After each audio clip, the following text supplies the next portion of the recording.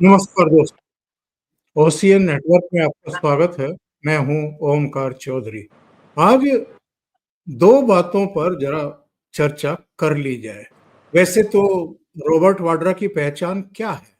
या तो land grabber की है जिस पर ईडी का शिकंजा कसा गया है, या फिर ये है कि वो सोनिया गांधी के दामाद हैं, प्रियंका वाड्रा के पति और राहुल गांधी के जीजाश्री हैं। ये पहचान ही है और इसके अलावा तो कोई दूसरी पहचान उनकी है नहीं। कुछ वर्षों में उन्होंने अकूत संपत्ति बनाई है, ये भी एक पहचान है और ये तभी बनी है जब हरियाणा में और राजस्थान में कांग्रेस की सरकारें थी और केंद्र में भी कांग्रेस की सरकार थी। वो तो ईडी जांच पड़ताल कर रही है। लेकिन टीवी चैनल जब भी कोई घटना होती है तो रॉबर्ट वाड्रा का भी इंटरव्यू और बाइट लेने के लिए पहुंच जाते हैं। रॉबर्ट वाड्रा ने एक बहुत ही गैर जिम्मेदाराना बयान दिया है। ये जो नरसंहार हुआ है पहलगाम में, जिसमें 26 हिंदुओं की हत्या कर दी गई, बल्कि कहूंगा कि 27 हिंदुओं की हत्या की गई। उनमें एक नेपाल का नागरिक है, 26 हमारे 13 अलग अलग राज्यों के नागरिक हैं और एक जो पहलगाम का ही है वो मुस्लिम है। वो उनके AK-47 की गोलीबारी की चपेट में आकर के मारा गया, जिसको अब ये इकोसिस्टम फैलाने की कोशिश कर रहा है कि हिंदुओं को बचाने की कोशिश कर रहे थे इसलिए मारे गए। एक तो ये जो रॉबर्ट वाड्रा ने कहा, ये मुसलमान मोदी जी से इसलिए नाराज हैं क्योंकि ये सरकार और मोदी जी हिंदू हिंदू करते रहते हैं। दूसरा बयान उनमें से एक आतंकवादी का, जिसने एक व्यक्ति को मारा। महिला ने कहा, उसकी पत्नी ने कहा कि मुझे भी मार दो अगर मेरे पति को मार दिया है। तो उसने कहा कि नहीं, हम तुम्हें नहीं मारेंगे, तुम नरेंद्र मोदी को जाकर के बोलो, मोदी को जाकर के बोलो कि हमने तुम्हारे पति को मार दिया और बाकी लोगों को मार दिया। तो आज ये जानने की कोशिश करेंगे जो रॉबर्ट वाड्रा कह रहे हैं, और अकेले रॉबर्ट वाड्रा नहीं कह रहे हैं साहब, ऐसे विपक्ष में बैठे हुए कई नेता नैरेटिव बनाने की कोशिश करते हैं, बहुत बेशर्मी के साथ सदन के भीतर खड़े होकर के कह देते हैं, कपिल सिब्बल जैसे लोग, के साहब मुसलमानों पर दमन चक्र चल रहा है। कुछ प्रेस कॉन्फ्रेंस करते हैं, कुछ सभाएं करते हैं, कहते हैं तुम्हारे मदरसे छीन जाएंगे, तुम्हारी मस्जिदें, तुम्हारे कब्रिस्तान, तुम्हारे जो यतीम खाने हैं वो भी मोदी सरकार छीन लेगी। और यही विपक्ष था जिसने ये भी नैरेटिव बनाया था, CAA जब लागू किया गया था या पास किया गया था, कि भारत के मुसलमानों की नागरिकता छीन ली जाएगी। जगह जगह जो अत्याचार होते हैं, हिंदुओं पर बर्बरता होती है, उस समय भी ये लोग खामोश हो जाते हैं। मेरे साथ जुड़ रहे हैं अनुपम मिश्रा जी। तो अनुपम जी के साथ जरा चर्चा करते हैं, जानने की कोशिश करते हैं कि इस देश ने मुसलमानों को सब कुछ दिया है, क्या नहीं दिया है, लेकिन फिर भी अगर वो नाराज हैं, और नाराज भी कितने हैं, हत्याएं कर देते हैं। मुर्शिदाबाद में पिता पुत्र मूर्तिकारों की हत्या कर दी गई, बांग्लादेश में देख लीजिए, अब पहलगाम में देख लीजिए। सीधे जुड़ लेते हैं अनुपम जी के साथ। अनुपम जी, बहुत स्वागत है आपका। नमस्कार। नमस्कार सर। अनुपम जी, ये जो रॉबर्ट वाड्रा ने बयान दिया है कि मुसलमान मोदी जी को एक मैसेज देना चाहते थे कि ये जो हिंदू हिंदू करते रहते हैं इसलिए वो बहुत नाराज हैं, तो ये जस्टिफाइड हो जाता है कि अगर वो नाराज हैं तो 26-27 हिंदुओं की लाशें बिछा देंगे, नरसंहार कर देंगे, और ये लोग उस कृत्य की निंदा करने के बजाय उसको जस्टिफाइड कर रहे हैं कि मुसलमान बहुत नाराज हैं। देखें, जब सच्चर आयोग की रिपोर्ट आई थी तो सच्चर आयोग की रिपोर्ट के कुछ हिस्सों को निकालकर नरेंद्र मोदी जो उस समय गुजरात के मुख्यमंत्री थे, उन्होंने टाइम्स ऑफ इंडिया में एक आर्टिकल लिखा था। और उस टाइम्स ऑफ इंडिया के आर्टिकल में उन्होंने लिखा था कि साहब, सच्चर आयोग की रिपोर्ट कह रही है कि मुसलमानों की खुशहाली के 3 पैमाने हैं: उच्च शिक्षा, सरकारी नौकरी में प्रतिनिधित्व और तीसरा उनकी पर कैपिटा इनकम, पर व्यक्ति उनकी आय। और तीनों ही पैमानों पर गुजरात का मुसलमान देश में सबसे ज्यादा संपन्न है। और सबसे बुरा हाल कहां था? सच्चर आयोग की रिपोर्ट के अनुसार पश्चिम बंगाल और केरल, ये दो जगह जहां कहा जाता है प्रो मुस्लिम गवर्नमेंट है, मुसलमान परस्त सरकारें, इस्लाम परस्त सरकारों में सच्चर आयोग की रिपोर्ट के मुताबिक इन तीनों पैमानों पर मुसलमान सबसे बुरे हाल में था और गुजरात में सबसे ज्यादा सफल था, सबसे ज्यादा खुशहाल था। उसके बाद भी जब 2014 में नरेंद्र मोदी प्रधानमंत्री पद का चुनाव लड़ते हैं तो उनको गुजरात का हत्यारा कहकर उनको खारिज किया जाता है और पूरे देश के मुसलमानों में एक अजीब किस्म का खौफ पैदा हो जाता है, गोया नरेंद्र मोदी आएंगे तो पता नहीं क्या कर देंगे। उसी में आपको याद है अकबर ओवैसी की वो स्पीच की 15 मिनट के लिए पुलिस हटा लो, उसमें वो कहते हैं कि हम सुनते हैं कि मोदी प्रधानमंत्री बनेगा, ऐसे कैसे बनेगा, हम देख लेंगे। उसी में आपने देखा कि इमरान मसूद का बयान आता है कि गुजरात नहीं है, ये उत्तर प्रदेश है, मोदी यहाँ आएंगे तो बोटी बोटी काट डालेंगे। इतना मुसलमान खौफजदा हो गया।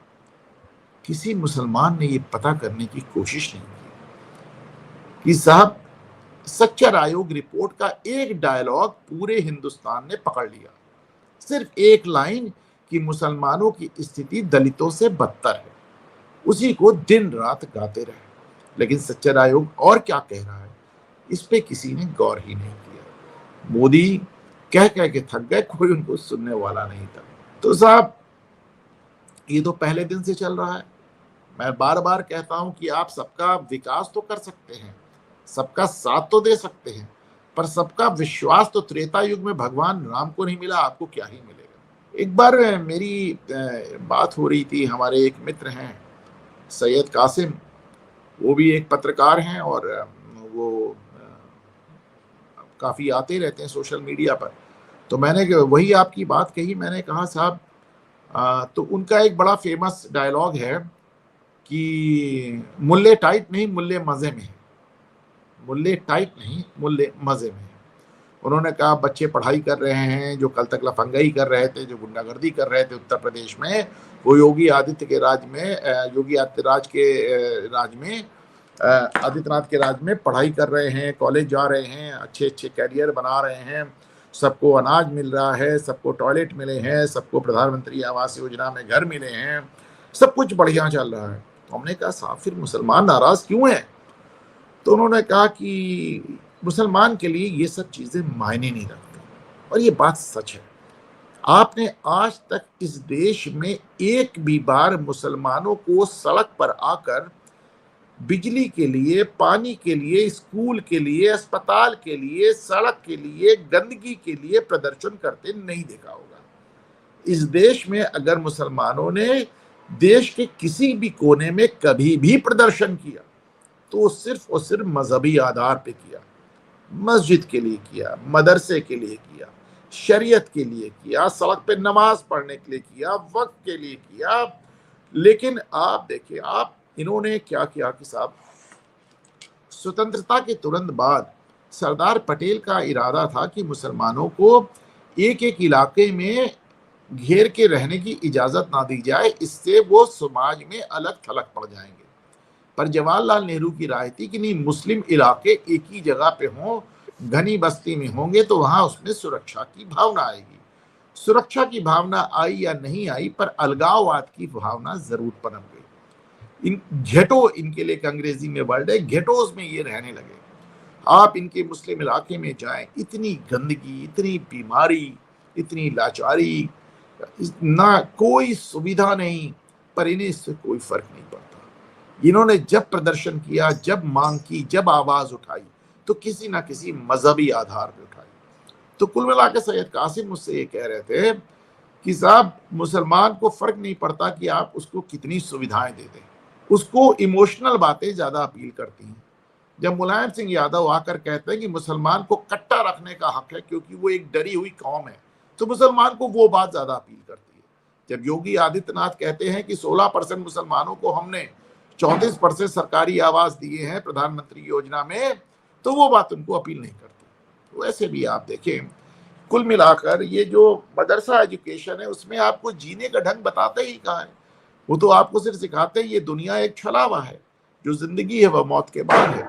तो दुनिया के लिए वो कुछ मानते ही नहीं ना, वो तो अपने मजहब में लगे रहते हैं कि मौत के बाद हमको साहब जन्नत मिलेगी। ये एक मोटा एक ऐसा फैक्ट है, एक ऐसा तथ्य है जिसके चलते मुस्लिम समुदाय की सोच कुछ ऐसी हो गई कि सब कुछ करने के बाद भी आप उनका विश्वास हासिल नहीं कर सकते। मुंह से आप मीठा बोलिए, भले आप कुछ मत करिए। आपको याद है कैसे नरसिम्हा राव सरकार के दौरान वो बातचीत हुई थी जिसमें कहा था कि साहब अगर वो अपनी गंदगी में पड़े हैं तो पड़े रहने दो, हमसे क्या लेना। नहीं, अगर कलमा नहीं पढ़ेंगे तो आपको जीने का अधिकार नहीं है। अब देखिए, एक तो जो ये रॉबर्ट वाड्रा ने बात कही, ये रॉबर्ट वाड्रा नहीं बोल रहे थे। रॉबर्ट वाड्रा के जरिए, इनके जरिए गांधी परिवार बोल रहा था। गांधी परिवार ने अपनी बात रॉबर्ट वाड्रा से कहला दी, ये जानते हुए कि उनकी बात को गांधी परिवार की बात समझी जाएगी और खुद उन्हें ये बात कहने की जरूरत भी नहीं है। उन्होंने कंधे झाड़ लिए। उन्हें जब सनातन को गाली दिलवानी होती है तो प्रियांक खड़गे और खड़गे से, ये मल्लिकार्जुन खड़गे से दिलाते हैं, वो खुद नहीं देते हैं। इसी तरह ये बात भी उन्होंने एक गैर राजनीतिक आदमी से दिलवाई जो उनके परिवार से जुड़ा हुआ है। अब रही बात ये कि साहब कलमा नहीं पढ़ेंगे तो जीने का अधिकार है या नहीं है। अब ये एक मदरसा एजुकेशन है, एक मदरसा एजुकेशन है जिसको कि योगी आदित्यनाथ ने ट्राई किया, नरेंद्र मोदी ने ट्राई किया कि साहब हम आपके मदरसों को मॉडर्नाइज कर देंगे, उसमें आपको maths, physics, science, chemistry, biology सब पढ़ाएंगे। और मजेदार बात देखेंगे, उसको सुप्रीम कोर्ट ने स्टे कर दिया। मुसलमानों के साथ कौन सा भेद किया है मोदी और योगी सरकार ने? अगर अपराधियों ने दंगा फैलाया है, हिंसा की है, आगजनी की है, तो उसके खिलाफ कार्रवाई हुई है। और वो केवल मुसलमान अपराधियों के खिलाफ नहीं हुई है, माफियाओं के खिलाफ नहीं हुई है, वो तो हर बिरादरी के माफियाओं के खिलाफ हुई है। तो ये एक परसेप्शन बनाना कि मुसलमानों पर ही अत्याचार कर रहे हैं योगी, और मोदी भी चुप हैं, और मोदी भी जो है वो पक्षपात, कौन सा पक्षपात किया है, कौन सा भेदभाव मुसलमानों के साथ हुआ है? बल्कि देखिए, जी जी, अपनी बात। उत्तर प्रदेश में अपराधियों के मरने की शुरुआत मुन्ना बजरंगी जो कि छत्री समाज से आते थे और विकास दुबे जो कि ब्राह्मण समाज से आते हैं, उनसे शुरू हुई थी। अतीक अहमद का नंबर तो बहुत बाद में आया, लेकिन ठीक है, आपने उसको इस तरह फैला दिया कि बड़ा भेदभाव। और अच्छा, ऐसा है कि बहुत पहले से, बहुत बचपन से मैं एक कहावत सुन रहा हूँ, if you are not pro Muslim you are anti Muslim. यदि आप मुसलमान परस्त नहीं हैं तो आप मुसलमान के खिलाफ हैं। यानी आप आउट ऑफ द वे जाकर बेईमानी करके उनके हक की बात करें तब तो आप सेकुलर हैं, लेकिन अगर आपने न्याय की बात की, आपने अगर बराबरी की बात कर ली कहीं खुदा ना खास्ता, तो फिर आप बेईमान हैं, आप संघी हैं, आप कम्युनल हैं। और ये जो कहा गया था एक आतंकवादी के द्वारा कि जाकर मोदी को बोलो, इसके पीछे की साइकी, मकसद? अब देखिए, अगर कायदे की बात देखी जाए, अगर मतलब कायदे की कश्मीर में ऐसा क्या गुनाह किया मोदी ने? वहां तो हजारों करोड़ रुपया भेज करके जिन हाथों में पत्थर था उनमें किताबें थमाई है, कंप्यूटर थमाए हैं, वहां विकास की एक तरीके से गंगा बहा दी है, इंफ्रास्ट्रक्चर आज कश्मीर का बदला हुआ है, लोग सुकून, उनका कारोबार बढ़ गया है। अगर पर्यटक 1.5-2 पहुंच रहे थे, उनका कारोबार बढ़ा, उनके घरों की आमदनी बढ़ी, उनकी खुशहाली बढ़ी। तो किस लिए ये मैसेज दिया गया कि जाकर के मोदी को बोल देना? मैं अभी इतनी देर से यही बात कह रहा हूँ ओंकार सर कि ये जो खुशहाली आप उन्हें दे रहे हैं ये मैटर ही नहीं करती, इसका कोई मायने ही नहीं। आप इस तरह देखें कि नेशनल कॉन्फ्रेंस, उमर अब्दुल्ला के पार्टी के सांसद इंटरव्यू देते हैं आरफा खानम शेरवानी को इंटरव्यू देते हैं और दो बातें कहते हैं। एक तो कहते हैं कि ये जो आप हमारे यहाँ खुशहाली ला रहे हो, इसको हम सांस्कृतिक इन्वेजन, कल्चरल इन्वेजन यानी सांस्कृतिक हमला समझते हैं, आप हमारी संस्कृति नष्ट कर रहे हो। कश्मीर साहब 40 साल में इस कदर रेडिकलाइज हो गया है कि सऊदी अरब मतलब सऊदी अरब के जो बादशाह हैं वो मक्का मदीना के कस्टोडियन है, मक्का मदीना के संरक्षक है, और मक्का मदीना से पूरा इस्लाम चलता है। और उनके जो प्रिंस हैं, जो अगले बादशाह होने वाले हैं, मोहम्मद बिन सलमान, जब वो सऊदी अरब में फिल्म थिएटर खोलते हैं तो साहब कश्मीर से, श्रीनगर से मौलवी उनके खिलाफ फतवा जारी करते हैं कि वो काफिर हैं। अब आप सोचें, वो जो ओरिजिनल मुसलमान सऊदी अरब का, उसको ये कल के कन्वर्टेड लोग काफिर का तमगा जारी कर, तो उस कदर वहां पे रेडिकल। दूसरी बात, उमर अब्दुल्ला का सांसद ये भी कहता है कि साहब किसी धोखे में मत रहिएगा, जो खुशहाली आप हमारे यहाँ लाए हैं, जो 90 के दशक, जो 89-90 में हुआ है, वो फिर होगा, यानी फिर कत्लेआम होगा हिंदुओं का, खुलेआम कहता है, और उसकी बात सही साबित हुई। ऐसे ही नहीं कि साहब अमित शाह गृह मंत्री ने वहां सिक्योरिटी रिव्यू, सुरक्षा की एक समीक्षा बैठक की, और उसमें कश्मीर के ही मुख्यमंत्री उमर अब्दुल्ला को नहीं बुलाया गया। वो तो इसलिए नहीं बुलाया गया क्योंकि तकनीकी रूप से वो पुलिस और प्रशासन और सिक्योरिटी उनके पास नहीं है। तकनीकी रूप से उनके पास पुलिस प्रशासन सिक्योरिटी हो ना हो, वो वहां के मुख्यमंत्री हैं, क्योंकि सुरक्षा कारणों की जब बैठक होती है तो उसमें पुलिस मिलिट्री नहीं देखते ना, उसमें राजनीतिक चीजें भी देखते हैं कि पॉलिटिकल एंगल्स क्या है उसके, उसमें उनको बुलाया जाना था। लेकिन हकीकत यह है कि अमित शाह ने ये कह के जाहिर कर दिया कि उनका तो मुख्यमंत्री से भरोसा ही उठ गया। और मैं तो साहब आज से 7 महीने से लगातार ये बात कह रहा हूं कि कश्मीर में चुनाव ही नहीं होना चाहिए। कश्मीर में चुनाव हुआ 2 कारणों से। एक तो सुप्रीम कोर्ट ने उसमें तारीख तय कर दी, चीफ जस्टिस ऑफ इंडिया थे। अच्छा, सुप्रीम कोर्ट क्या है, पॉलिटिकल बैलेंसिंग करती है। उसने उनके यहाँ का एक याचिका पड़ी कि 370 को नहीं हटाया जाना चाहिए, उन्होंने उसको खारिज कर दिया कि नहीं 370 हटा, ठीक हटा। तो साथ में उन्होंने सोचा कि कश्मीर को भी एक लॉलीपॉप दे दिया जाए, तो उन्होंने सरकार पे दबाव बना दिया कि आप सितंबर तक चुनाव कराइए। मोदी सरकार कुछ दबाव में भी आ गई, और कुछ मुझे लगता है कि मोदी सरकार ये भी दिखाना चाहती थी कि उन्होंने कश्मीर मसला हमेशा के लिए हल कर दिया। तो बाकी मैं मानता हूं कि अगर आप 10 साल 12 साल पंजाब को राष्ट्रपति शासन में रख सकते हैं, तो कश्मीर को तो 25 साल रखना चाहिए, और राज्य तो भूल ही जाएं, उसको तो हमेशा के लिए एक यूनियन टेरिटरी, केंद्र शासित प्रदेश बना के चलाना चाहिए। आखिर इतने ढेर सारे यूनियन टेरिटरी चल रहे हैं कि नहीं चल रहे हैं, एक और चलना चाहिए था। और अब आप देखें, पूर्ण राज्य का दर्जा देने की उमर अब्दुल्ला ने विधानसभा से एक प्रस्ताव पारित कराया कि कश्मीर को पूर्ण राज्य का दर्जा दिया जाए, और उस प्रस्ताव को लेफ्टिनेंट गवर्नर मनोज सिन्हा ने उसी दिन अपनी सिफारिश के साथ केंद्र भेज दिया।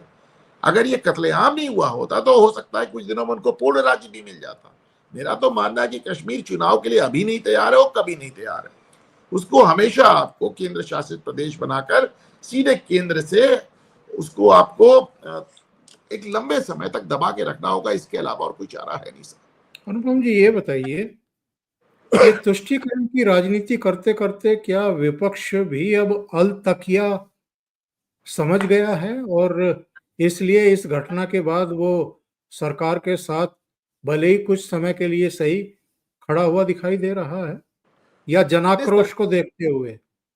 सरकार के साथ इसलिए खड़ा है क्योंकि जनाक्रोश इतना ज्यादा है कि आप सरकार के साथ इस समय नहीं खड़े होंगे। पहली बार कह रहे हैं कि जो मोदी जी करेंगे हम तैयार हैं, इसके अलावा इनके पास अभी कोई चारा नहीं। लेकिन उसके बाद भी मक्कारी से बाज तो नहीं आ रहे हैं। आज आपने राम गोपाल यादव का देखिए स्टेटमेंट, में सुन के इतना हैरान था। राम गोपाल यादव कह रहे थे जो मरे वो हिंदू नहीं है, लेकिन जिन्होंने बचाया वो मुसलमान है। जिन्होंने मारा वो मुसलमान नहीं है, जो मरे हैं वो हिंदू नहीं है, पर जिन्होंने 2-4 लोगों ने मदद कर दी वो मुसलमान है। और फिर देखिए वो क्या कहते हैं, हिंदू तो हमेशा दूसरों को मारता रहा है, हिंदू हिंदुओं को मारता है, हिंदू बलात्कार करता रहा है। बताइए किस लेवल की बातें हो रही हैं। शत्रुघ्न सिन्हा की बात सुन लीजिए, इसी अंदाज में उनका भी बयान आया है। तो देखिए अफसोस ही किया जा सकता है, साहब क्या किया जाए। और ये कैसा प्रोफेसर है जो इस तरह की बातें कर रहा है? ये प्रोफेसर पता नहीं, बताया जाता है ना।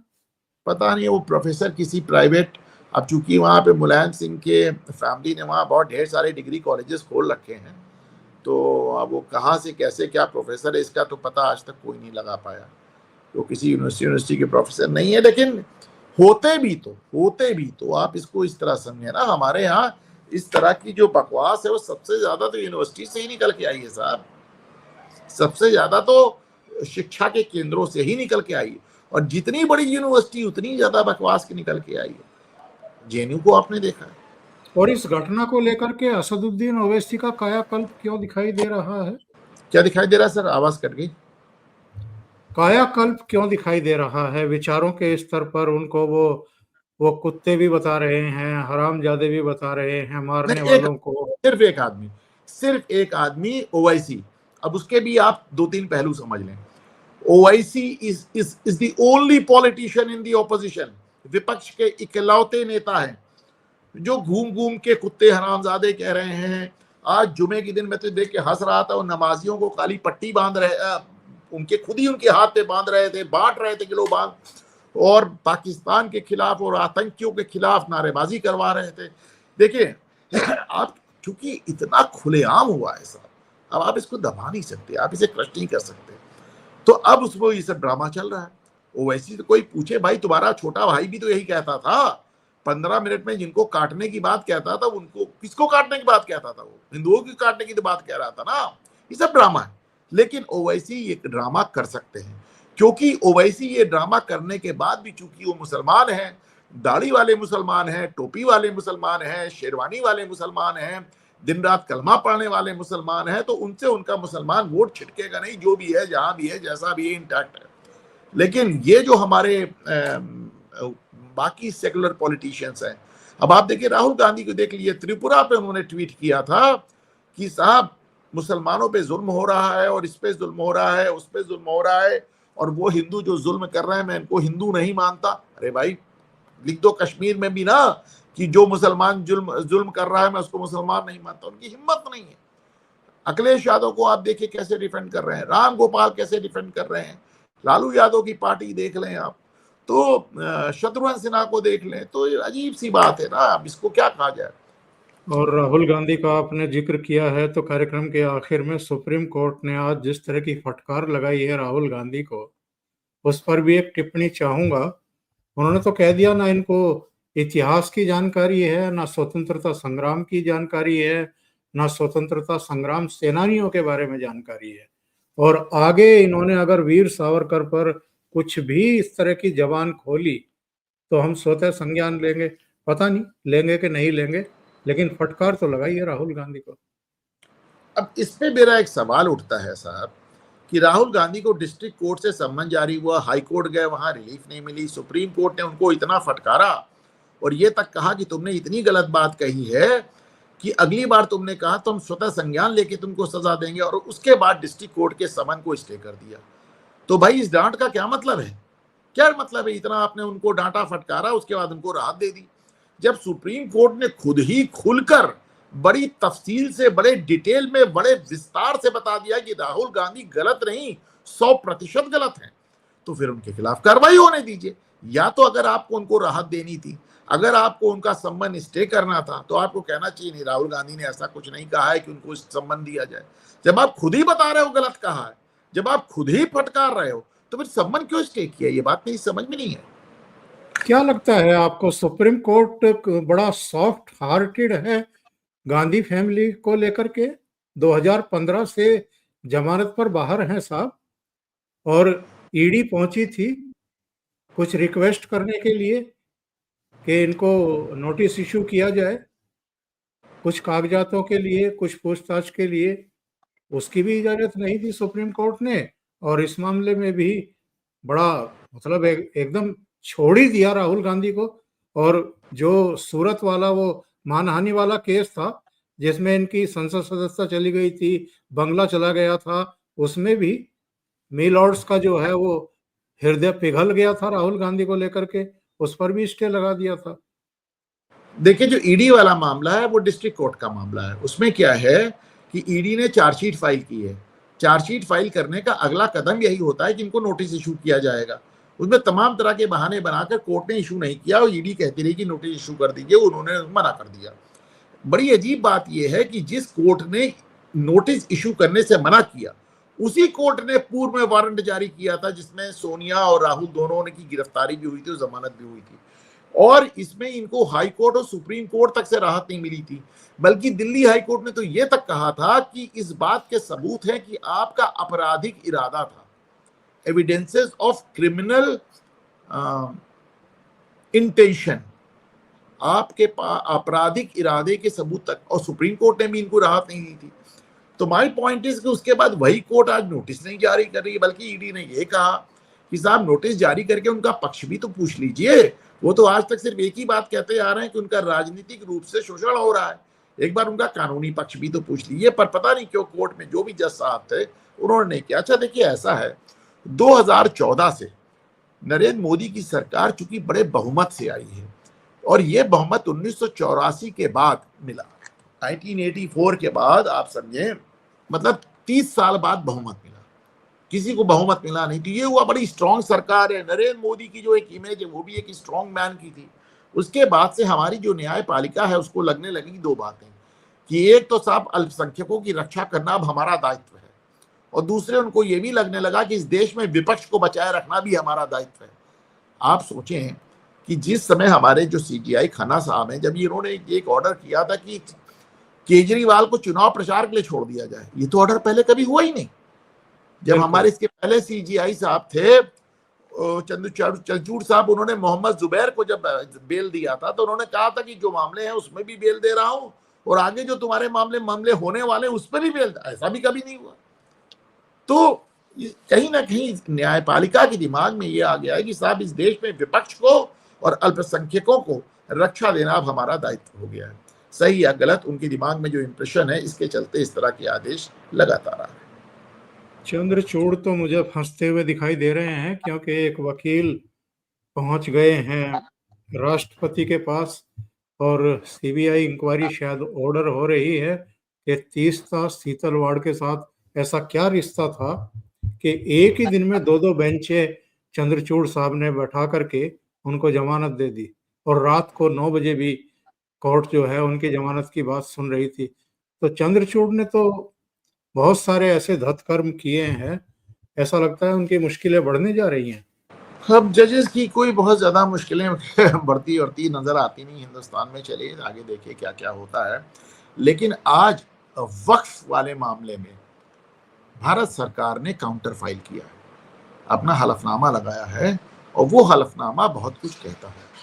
उसमें भारत सरकार ने बहुत खुलकर कहा है कि साहब जो एक्ट हम लोकसभा से पास करें, राज्यसभा से पास करें, जॉइंट पार्लियामेंट्री कमेटी बना के उसको पारित करें, उसके बाद भी उस एक्ट को रोकने का आपको अधिकार नहीं। आज खुलकर उन्होंने अपने हलफनामे में कोर्ट से वो बात कही है जो हमारे उपराष्ट्रपति और जो निशिकांत दुबे इतने दिन से कह रहे हैं। ये बड़ा दिलचस्प। बहुत बहुत धन्यवाद अनुपम जी, इतना समय निकालने के लिए और ओशियन नेटवर्क से बात करने के लिए। Thank you so much. नमस्कार।